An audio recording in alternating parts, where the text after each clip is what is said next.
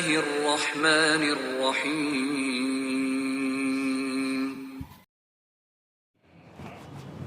Assalamualaikum warahmatullahi wabarakatuh. Bismillahirrahmanirrahim. Innal hamdalillah nahmaduhu wa nasta'inuhu wa nastaghfiruh wa na'udzu billahi min syururi anfusina wa min sayyiati a'malina. May yahdihillahu fala mudilla lahu wa may yudlil falan tajida lahu waliyyan mursyida. Asyhadu an la ilaha illallah wahdahu la syarika lah wa asyhadu anna Muhammadan abduhu wa rasuluhu la nabiyya ba'da. Allahumma shalli ala Muhammad wa ala ali Muhammad kama shallaita ala Ibrahim wa ala ali Ibrahim wa barik ala Muhammad wa ala ali Muhammad kama barakta ala Ibrahim wa ala ali Ibrahim fil alamin innaka Hamidum Majid. Amma ba'du. Para jamaah yang dirahmati Allah Subhanahu wa taala, Ramadan itu salah satunya adalah bulan kemenangan.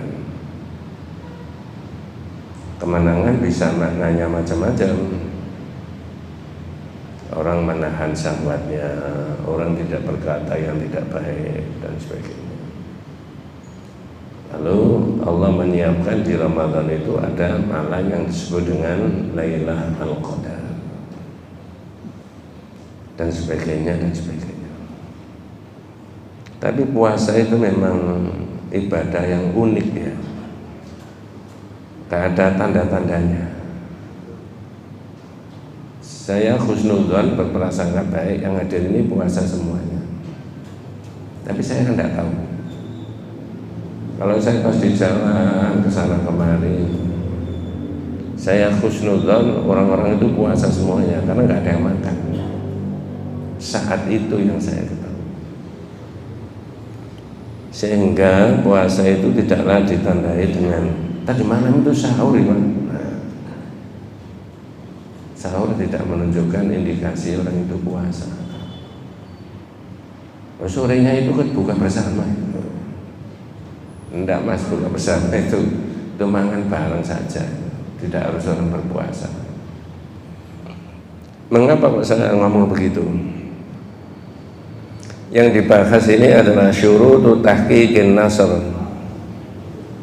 syarat-syarat turunnya pertolongan. Oh, kalau begitu Allah itu membackup, memberi pertolongan kepada umat Islam. Jawabannya iya. Loh, kita kok tidak dimenangkan dong? Nah, nanti dulu. Kalau pertanyaan itu seperti pertanyaannya Sayyidina Umar radhiyallahu anhu ketika tahun ke-6 Hijriah, waktu di Hudaybiyah tidak jadi masuk ke Mekah, balik. Kenapa kok balik? Karena diadang orang kafir, orang Islam tidak boleh masuk di Mekah. Karena Mekah diblokade dan dikuasai orang kafir. Nabi mengikuti, ada perjanjian yang namanya Hudaybiyah. Umar tidak bisa nerima. Dalam bahasa kita, Umar tanya sama Nabi, andai kata kita ini mati masuk surga, bukankah mereka itu akan masuk neraka? Iya. Kita kok menyerah loh sama orang-orang kafir? Nabi, bukankah agama kita ini benar atau mereka itu hidupnya yang salah? Iya. Kita kok mengalah loh sama orang. Maunya Umar bin Khattab, kalau diadang orang kafir nggak boleh terus, berarti orang ini ngajak apa? Ini Umar bin Khattab ya Pak? Perang. Bukan Umar Bakri ini ya. Tapi kemudian Nabi menerima ayat wahyu, inna fatahna laka fatham mubina, sebentar lagi akan diberi kemenangan. Ya, situ. Saya menemukan kemenangan Nabi itu yang paling spektakuler, bapak-bapak mestinya sudah paham. Saya ulangi lagi beberapa kalimat. Pertama di peristiwa apa itu Pak? Perang Badar. Itu kalau pakai akal tidak masuk. Wong umat Islam cuma 300 kok, mereka 1317 kata Al-Mawardi dalam tafsirnya. Tapi kan menang kan? Ya, caranya gimana? Nah ini sudah mengulangi berkali-kali. Nabi menyerahkan dan berdoa kepada Allah. Ramadan Pak, sampai asyara min syahri Ramadan, tahun yang kedua Hijriah. Berarti Rasulullah baru 2 tahun di Madinah. Bahasa sederhananya, ya Allah, ini adalah orang kafir, ja'u bi fakhriha wa khuyalaiha wa khayliha. Mereka datang dengan kekuatannya, datang kesombongannya. Tahaduka wa tukadzibu rasulaka, untuk memusuhi engkau dan mendustakan rasulmu. Anjis lima wa'atani, berikan yang kau janjikan kepadaku. Allahumma in tuhlik hadhil isabatu min ahli Islam la tubat fil ardi abadan. Ya Allah, jika umat Islam ini habis, jangan harap engkau disembah lagi di dunia untuk selama-lamanya. Terus Allah memberi pertolongan enggak Pak? Itu kan minta pertolongan sama Allah. Ya Allah, kalau berikan engkau janjikan kepadaku, ini umat ini kalau habis, dihabisi orang kafir, jangan harap engkau disembah lagi di dunia. Ya, siapa yang menyembah Allah di dunia kalau umat Islam 317 itu habis? Lalu Allah berkenan menurunkan pertolongan. Dengan cara apa? Ada yang masih ingat? Malaikat diturunkan Mas. Jumlahnya berapa? 1000. Il tastaghithuna rabbakum fastajaba lakum anni mumitukum bi alf minal malaikati murdifin. Sungguh kami telah menjawab apa yang kamu minta. Ketika kamu memohon pertolongan, kemudian kami jawab dengan 1000 malaikat. Jadi perang malaikat. Sahabat bisa tahu nggak kalau malaikat itu membantu umat Islam ikut perang? Bisa tahu? Enggak, pemahamannya Allah yang gaib. Ya, di ayat yang lain diterangkan orang kafir itu dipenggal lehernya, dipotong-potong ujung jarinya. Kalau Allah yang merintah ya terserah saja, itu makhluknya Allah sendiri kok. Tidak ada sadis mah enggak. Kalau Allah yang merintah itu enggak Mas. Orang enak-enak tidur, nun saya naudzubillah min dzalik, mudah-mudahan kita diberi umur panjang sama Allah ya. Mati ada enggak? Enak-enak tidur terus mati ada? Ada. Naudzubillah min dzalik. Orang satu mobil mati, itu urusannya Allah, sudah terserah.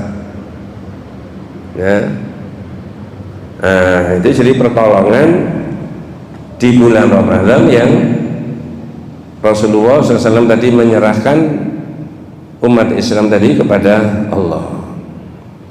Cuma saya pernah tanya gini, kalau 2024 ini malaikat dipanggil lagi berdoa kepada Allah dengan model doanya Nabi, itu bisa nggak? Caranya, Allahumma ya Allah, in tuhlik hadhihi sabatu min ahli Islami fi Indonesia la tubat fi hadzal baladi Indonesia abadan. Jangan salah paham Pak. Ya Allah, jika umat Islam Indonesia ini habis, jangan harap engkau disembah lagi di bumi Indonesia. Boleh nggak begitu Bunda?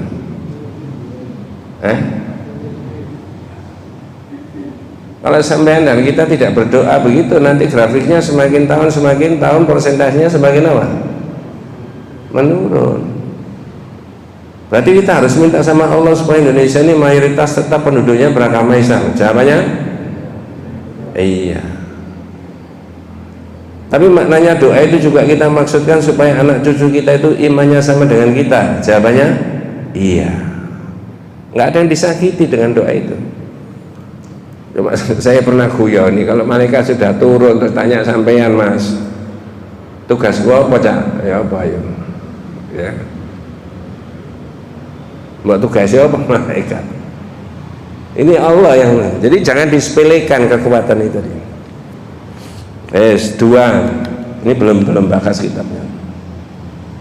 Fathu Makkah, Tsumma nahada Rasulullah sallallahu alaihi wasallam fi yaumis sabi asyar min syahri Ramadan sanata thamina minal hijrah wal muhajiruna wal ansar bayna yadayhi wa khalfihi wa khawlihi hatta dakhala al masjidal haram.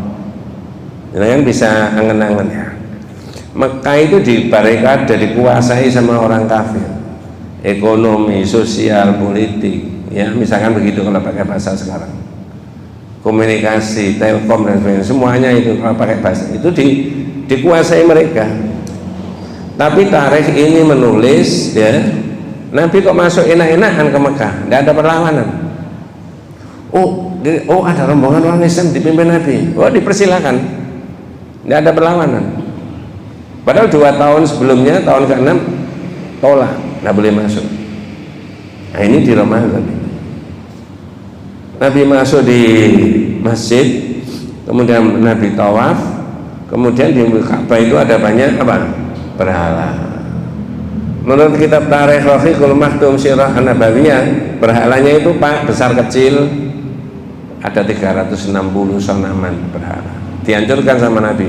Terus Nabi bilang, ja'al haqqu wa zahaqal batil innal batila kana zahuqa. Telah datang kebenaran, kebaikan, dan sirna itu kebatilan. Berarti kebenaran itu diperjuangkan apa enggak, Pak? Jawabannya, oh iya, diperjuangkan. Boleh enggak umat Islam itu hanya nonton berpangku tangan sambil berpangku tangan saja? Enggak boleh, tidak ambil bagian. Maka amar ma'ruf nahi mungkar itu jadi penting.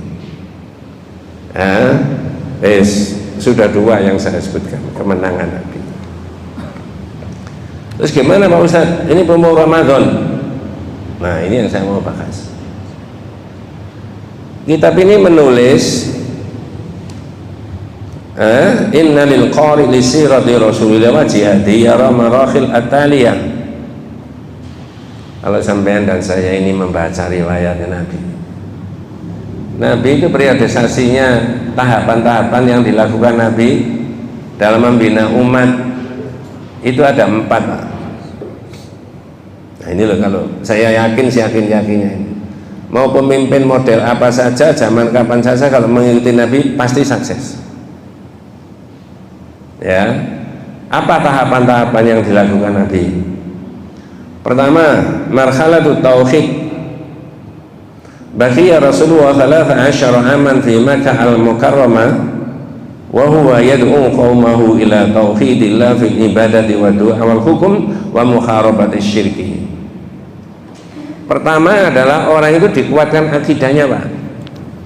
Keyakinannya tentang Allah. Dalam bahasa kita itu tauhidnya diyakinkan betul. Selama 13 tahun Rasulullah di Mekah itu semua itu berkaitan dengan masalah akidah yang didahulukan, bukan yang lain-lain, ya, bukan yang lain-lain, tapi akidah itulah yang diutamakan sama Nabi. Saya tanya dengan ini yang hadir, kalau orang itu akidahnya baik,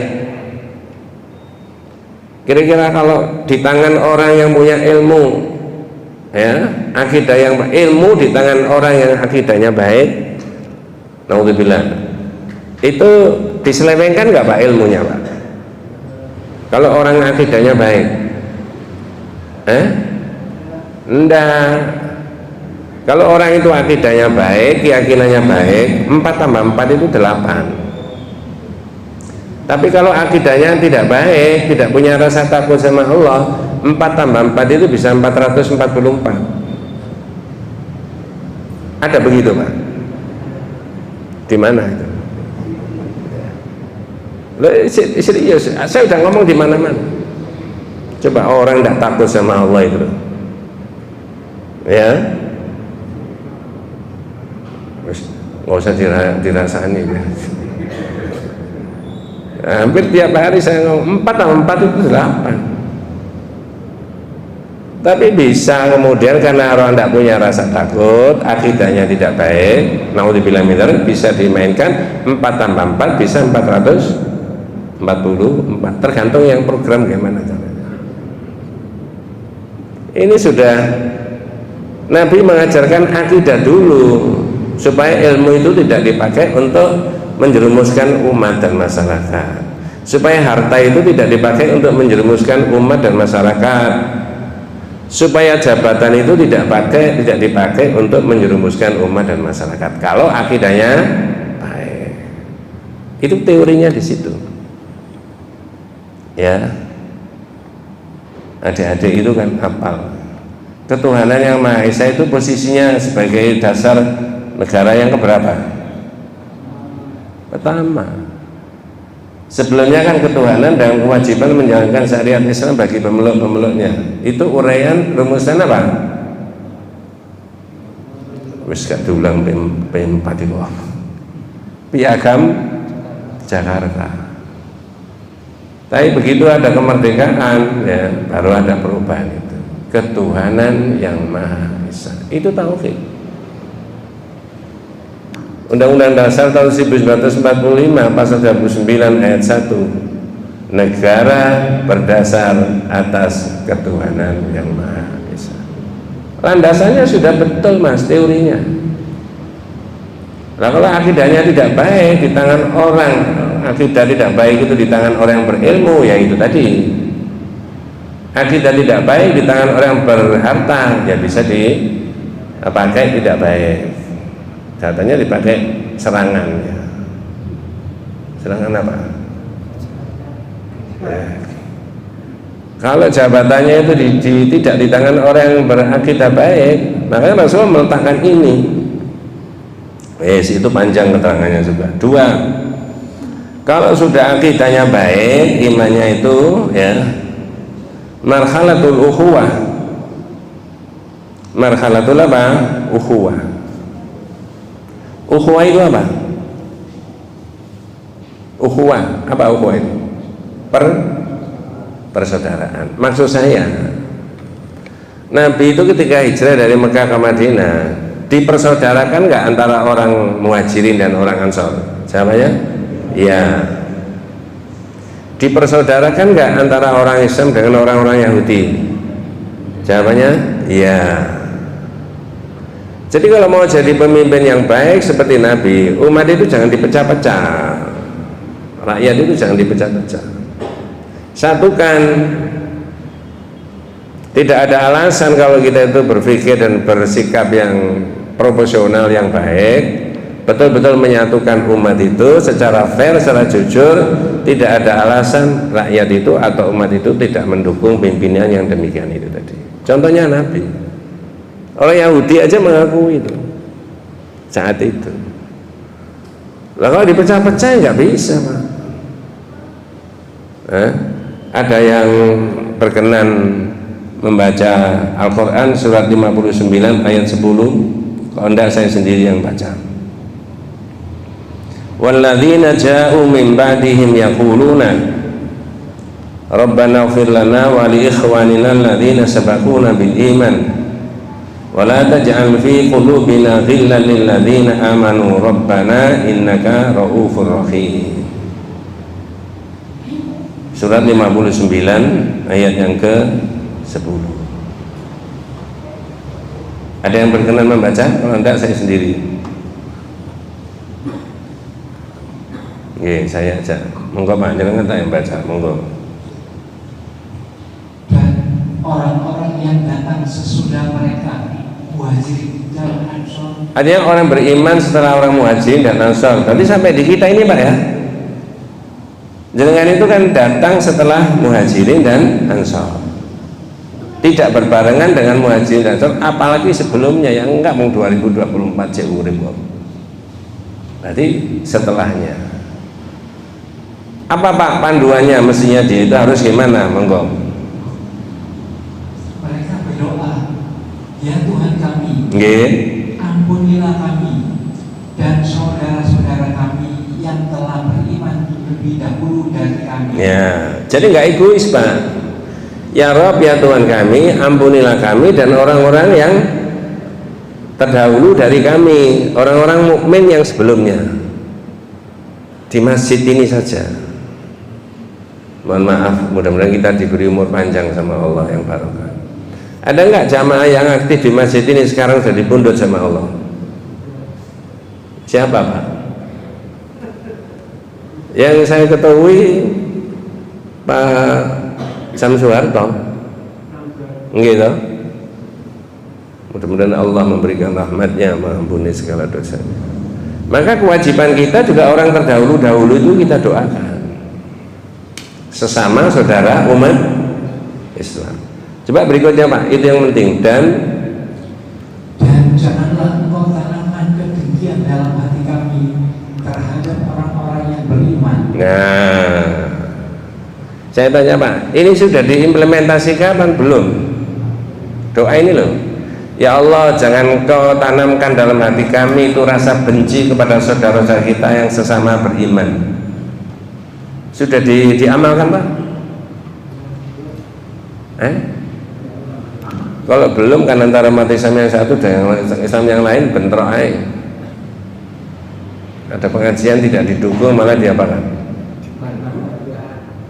Ini loh ayatnya Pak. Ya Allah, jangan Kau jadikan kami rasa benci kepada sesama saudara kita umat apa?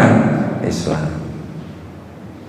Ini sekian banyaknya orang sholat di masjid ini, mohon maaf, sesuai dengan gurunya masing-masing mungkin mazhabnya. Bisa beda-beda nggak Pak? Halo? Bisa. Apalagi di luar masjid sekian ribu, sekian juta orang itu, ya mesti beda Mas. Ada dalilnya Pak? Lah itu nanti ada pembahasan yang berbeda. Tapi yang saya maksudkan adanya perbedaan etnis, kesungguhan, kebangsaan. Ya, coba saya tanya dengan Bilal itu menurut riwayat warna kulitnya apa? Hitam kayak saya begini tah, hitam temenan. Hitam pekat. Tahun ke-8 itu Pak, Bilal itu sudah naik di Ka'bah adzan. Ya, ini dikomentari 3 orang. Apa komentarnya? Alhamdulillahilladzi qabada bi hatta la yara hadzal yaum. Alhamdulillah bapak saya kalau sudah meninggal, andai kata belum ya tahu ada orang kayak begitu. Itu bernada meninggi-ninggikan atau menyamakan atau merendahkan?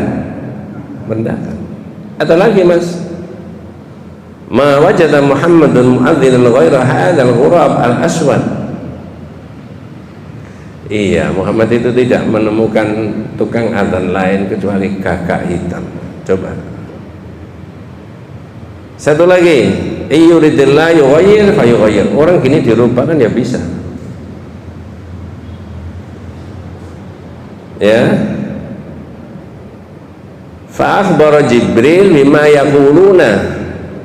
Jibril memberitahu Nabi Muhammad, itu ada yang ngomong gitu. Kumpulkan semuanya. Nah, didalili, dia diberitahu sia sama Nabi. Ayyuhan nas. Yang dipanggil siapa ini Pak? Manusia apa orang iman? Manusia. Ayyuhan nas, inna khalaqnakum min dzakari wa untha wa ja'alnakum syu'uban wa qabaila lita'arafu inna akramakum indallahi atqakum. Wahai sekalian manusia, Allah menciptakan kalian berbeda-beda kesungguhan kebangsaan itu supaya saling join, mengerti satu dengan lain. Tapi tidak boleh mengklaim saya lebih mulia dari yang lain kecuali dengan apa? Takwa. Jadi periodisasi kedua itu Nabi adalah menguatkan masyarakat Madinah itu marhalatul ukhuwah, persaudaraan. Mohon maaf, ini bukan politik. Kata salah seorang tokoh Islam Indonesia pernah mengatakan begini, mestinya umat Islam itu bisa menentukan arah perjuangan bangsa dan negara, bahkan bila bisa memilih siapa presidennya. Betul nggak Pak? Jika umat Islam apa? Satu, ya, arah akidahnya tadi yang pertama tadi. Baru yang kedua ukhuwah. 80% Pak. Ya mesti menang, begitu quick count ya 80% menang. Real count ya tetap berapa? 80%. Formulir C cocok semuanya. Tapi kan tidak. Ya. Itulah karena visi misinya dalam aspek itu tidak sama umat Islam. Wes itu bukan urusan saya ya. Yang ketiga, al-istidad. Laqad amara Al-Qur'anul Karim bil istidad li a'daihim. Al-Qur'an itu memerintahkan supaya Nabi tadi setelah ukhuwah persaudaraan, sebuah masyarakat, sebuah bangsa dan negara Madinah yang dibangun oleh Nabi tadi Pak. Ketika umat itu sudah bersatu, maka harus apa? Istidad, persiapan. Apa ada perintahnya supaya persiapan menguatkan kekuatan masyarakat Madinah? Ada Mas. Dawuhnya Allah, wa'idul lahum mastata'tum min quwwatin. Ya, dan persiapkanlah dengan segala kemampuan untuk menghadapi mereka dengan kekuatan yang kamu miliki, min quwwatin wa min ribatil khayli turhibuna bihi aduwallahi wa aduwakum, dan dari pasukan berkuda yang itu semuanya musuhnya Allah dan musuhmu. Wallahu ya'lamuhu wallahu ya'lamuhum. Allah mengetahui dan kamu tidak mengetahui. Wa'idul lahum mastata'tum min quwwatin wa min ribatil khayli turhibuna bihi aduwallahi wa aduwakum wa akharina min dunihim, dan orang-orang selain dari mereka. La ta'lamunahum, kamu tidak tahu. Wallahu ya'lamu, dan Allah mengetahui, ya'lamuhum, ya, dan Allah mengetahui bahwa dia itu adalah musuh. Jadi kalau menurut tafsirannya wa'idul lahum mastata'tum min quwwatin, itu kekuatan fisik Pak. Nah ini bukan ilmu saya ya, tapi saya mengikuti aja. Kalau ada satu negara dengan negara yang lain, satu masyarakat dengan masyarakat yang lain, terjadi perbedaan, konflik, masalah perbatasan, ini itu, laut ini, laut itu, dan sebagainya, tambang ini, tambang itu, lalu diplomasinya gagal. Yang terakhir apa? Perang. Lah kalau tidak punya, lah itulah dapat pendapat bahwa persiapkanlah untuk menghadapi mereka itu dengan segala kekuatan. Itu fisik. Nah, gitu. Lalu dikata firqatun najiyah wa ta'ifah al-mansurah, itu pendapatnya begini Bang. Adik-adik yang SMA, mahasiswa yang lagi semua dilatih militer, tapi diawasi dengan kuat. Dilatih menembak, dilatih membawa rudal, ini misalkan dilatih saja.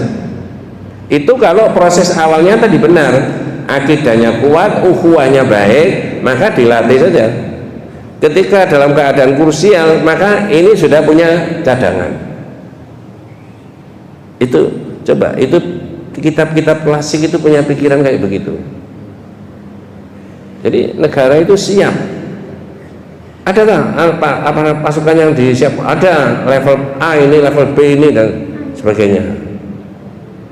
Itu namanya wa'idul lahum mastata'tum min quwwatin, dan persiapkanlah untuk menghadapi mereka dengan segala kekuatan.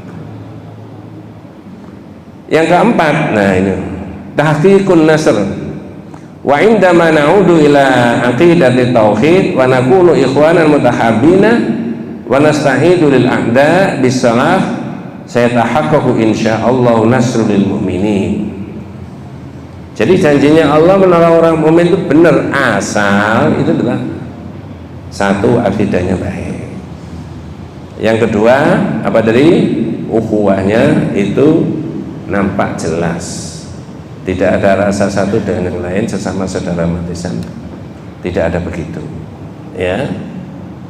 Nah, kemudian ada persiapan istidad tadi.